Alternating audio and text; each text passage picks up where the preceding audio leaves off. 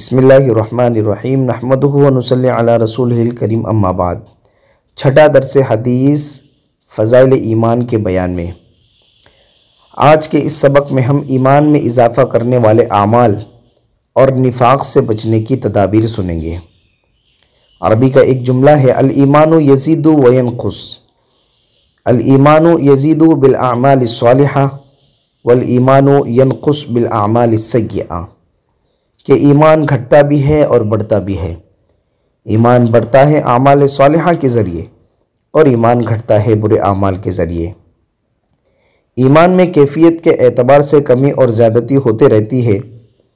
اللہ تعالیٰ قرآن کریم میں ارشاد فرماتے ہیں وَمَا جَعَلْنَا أَصْحَابَ النَّارِ إِلَّا مَلَائِكَةً وَمَا جَعَلْنَا عِدَّتَهُمْ إِلَّا فِتْنَةً لِلَّذِينَ كَفَرُوا لِيَسْتَيْقِنَ الَّذِينَ أُوتُوا الْكِتَابَ وَيَزْدَادَ الَّذِينَ آمَنُوا ایمانا، یعنی ہم نے جہنم کا محافظ فرشتوں کے سوا کسی کو نہیں بنایا، اور ان کی تعداد ان لوگوں کی آزمائش ہی کے لیے بنائی ہے جنہوں نے کفر کیا، تاکہ وہ لوگ جنہیں کتاب دی گئی ہے اچھی طرح یقین کر لیں، اور وہ لوگ جو ایمان لائے ہیں ان کے ایمان میں اضافہ ہوتا رہے۔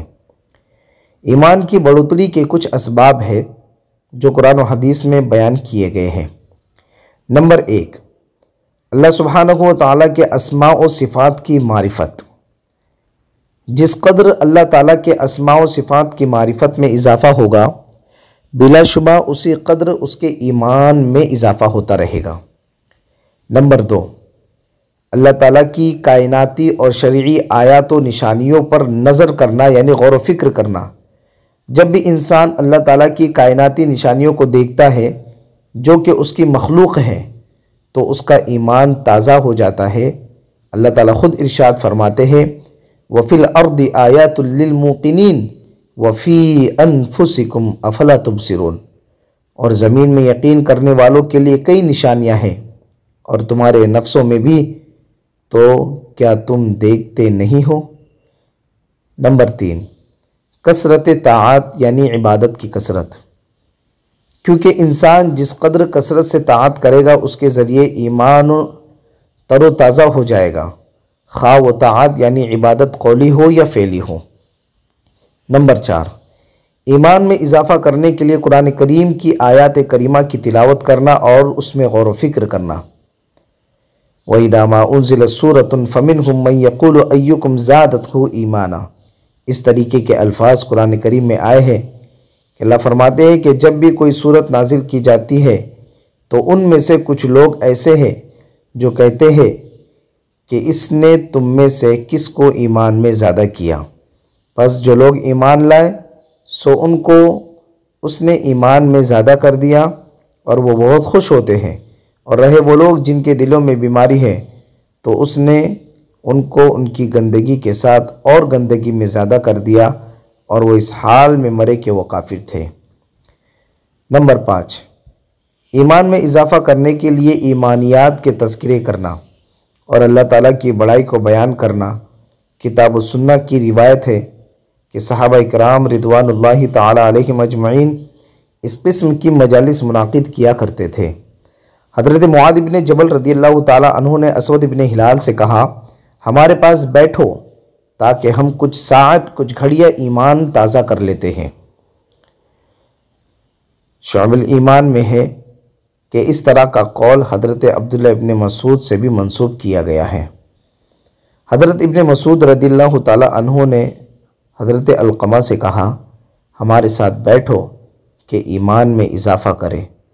مصنف ابن ابی شیبہ میں حضرت عمر فاروق رضی اللہ تعالیٰ عنہ کا قول منقول ہے قم بنا نزدد ایمانا، یعنی ایمان کا مضبوط ہونا ہی نفاق کو دور کرتا ہے، اور مجالس ذکر کے ذریعے سے ہی ایمان بڑھتا ہے، لہٰذا جتنا ایمان مضبوط ہوگا اتنا ہی نفاق سے دوری بھی ہوگی۔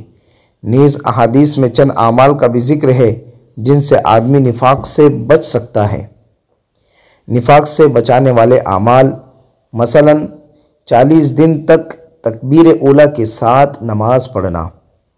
آپ صلی اللہ علیہ وسلم نے ارشاد فرمایا ہے، حضرت انس ابن مالک کی روایت ہے کہ جس نے 40 دن تک تکبیر اولیٰ کے ساتھ خالص اللہ کی رضا کے لیے باجماعت نماز پڑھی، اس کی 2 چیزوں سے نجات لکھ دی جاتی ہے، جہنم سے اور نفاق سے۔ نمبر 2، فجر اور عشاء کی نماز باجماعت کا اہتمام کرنا۔ حضرت ابو ہریرہ رضی اللہ تعالیٰ عنہ روایت کرتے ہیں کہ رسول اللہ صلی اللہ علیہ وسلم نے ارشاد فرمایا، منافقین پر فجر اور عشاء کی نماز سے بھاری کوئی نماز نہیں ہے، اور اگر وہ اس اجر کو جان لے جو ان دونوں نمازوں میں ہیں تو ان کے لیے ضرور آئے، اگرچہ سرین یا پیٹ کے بل گھسٹ کر آنا پڑے۔ اسی طریقے سے نفاق سے بچنے کے لیے ایک عمل یہ بھی ہے کہ نفاق کی جو نشانیاں بتائی گئی ہیں ان سے بھی بچنا چاہیے۔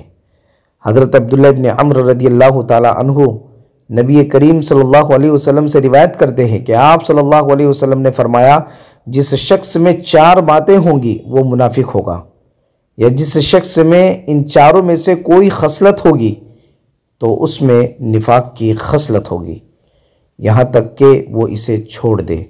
جب وہ گفتگو کرے تو جھوٹ بولے، جب وعدہ کرے تو اس کے خلاف کرے، اور جب معاہدہ کرے تو بے وفائی کرے، اور جب جھگڑا کرے تو بد زبانی کرے۔ اللہ پاک ان تعلیمات پر ہم سب کو 100% عمل کرنے کی توفیق عطا فرمائے۔ وصلی اللہ علی نبینا محمد وعلی آلہ وصحبہ اجمعین۔